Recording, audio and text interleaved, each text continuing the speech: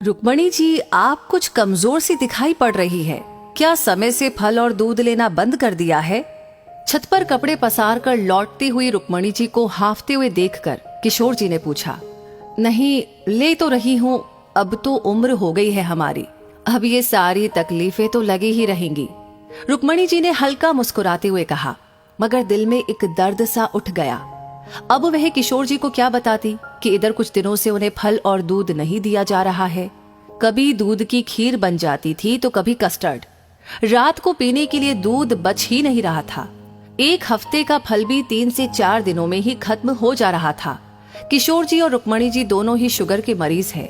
अभी पिछले महीने ही रुक्मणी जी की तबीयत बहुत ज्यादा खराब हो गई थी, तो डॉक्टर ने दवाई के साथ साथ पौष्टिक आहार लेने को भी कहा था।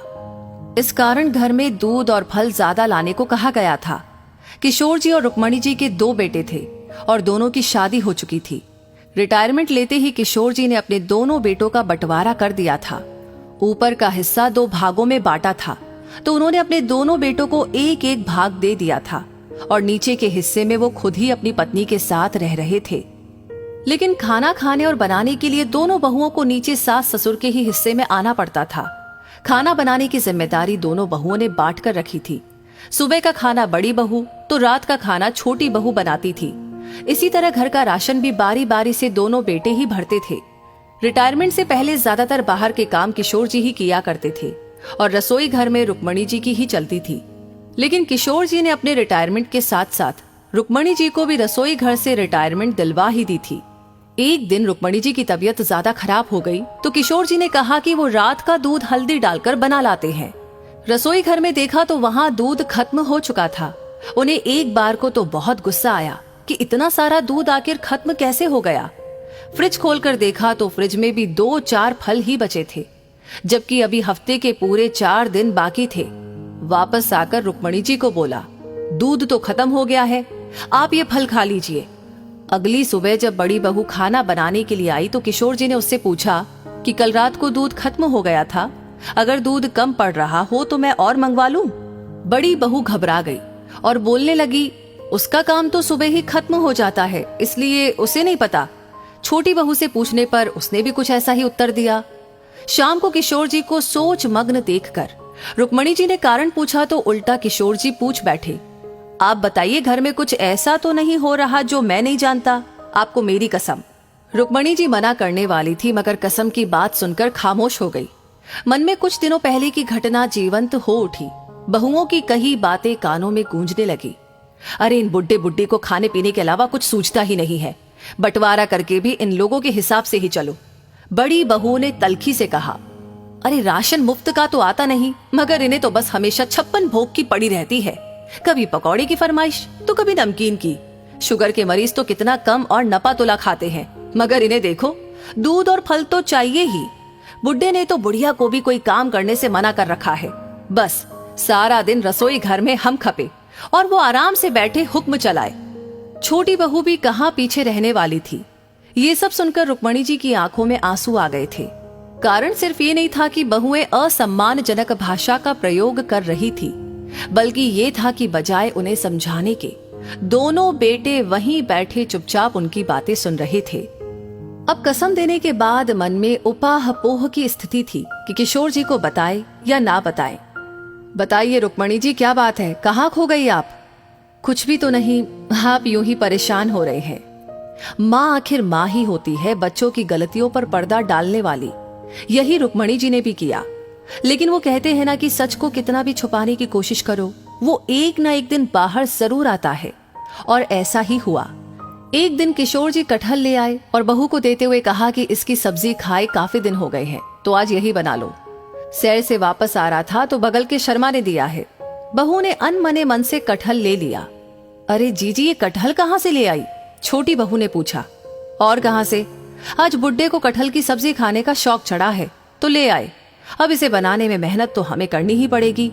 ये नहीं कि ये सब फरमाइशें अपनी पत्नी से करे, बंटवारा करके भी हमें तो नौकर बना रखा है। उन बुड्ढों को तो बस आराम करना है। छोटी, चल थोड़ी मेरी मदद कर दे। ना ना ना, कल रात मैंने लौकी के कोफ्ते बनाए थे, आज तो आप ही संभालिए।